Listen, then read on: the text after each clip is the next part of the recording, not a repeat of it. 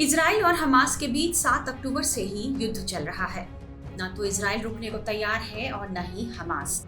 अब तक इस संघर्ष में 9,500 से ज्यादा लोगों की मौत हो चुकी है। इजराइल एक के बाद एक ताबड़तोड़ हमले करके हमास के कई आतंकियों को अब तक ठिकाने लगा चुका है। इजराइल ने कसम खाई है कि वह इस बार हमास को जड़ से खत्म कर देगा।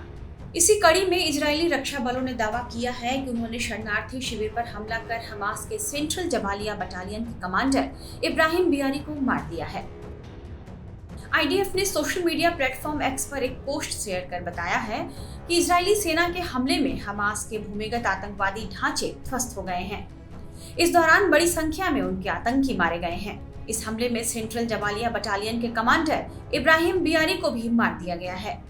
आईडीएफ के अनुसार बियारी टनल में कई दर्जन हमास आतंकियों के साथ था। हालांकि हमास ने आईडीएफ के इस दावे का खंडन किया है। आइए जानते हैं कि आईडीएफ जिसकी मौत का दावा कर रहा है, आखिर वो है कौन। इब्राहिम बियारी गाजा पट्टी में जबालिया शरणार्थी शिविर में तैनात हमास के सेंट्रल जबालिया बटालियन का कमांडर था। यह फिलिस्तीन का सबसे बड़ा शरणार्थी कैंप है। बियारी हमास के प्रमुख नेताओं में गिना जाता था। इजरायली रक्षा बलों के अनुसार आतंकवादी समूह ने इजराइल पर जमीनी आक्रमण शुरू किया।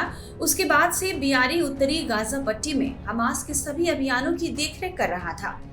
मीडिया रिपोर्ट्स में कहा जा रहा है कि वह पिछले दशकों में इजराइल पर हुए कई हमलों में भी शामिल था।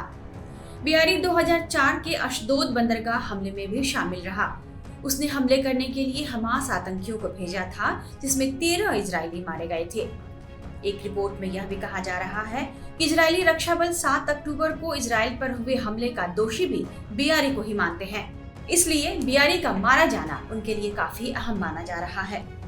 आईडीएफ के प्रवक्ता लेफ्टिनेंट कर्नल जोनाथन कॉनरिक्स के हवाले से कहा गया कि 7 अक्टूबर को इजराइल पर हुए हमले में बियारी की महत्वपूर्ण भूमिका थी। गाजा पट्टी के पूर्वोत्तर हिस्से में इजराइल के खिलाफ हमले की योजना बनाने और उसे अंजाम देने में भी वह शामिल था। इजरायली रक्षा बलों का कहना है कि वह तब तक हमास पर आक्रमण करना जारी रखेंगे जब तक कि उसके सभी आतंकी आत्मसमर्पण नहीं कर देते या मारे नहीं जाते। टाइम्स नाउ नव भारत डिजिटल की रिपोर्ट।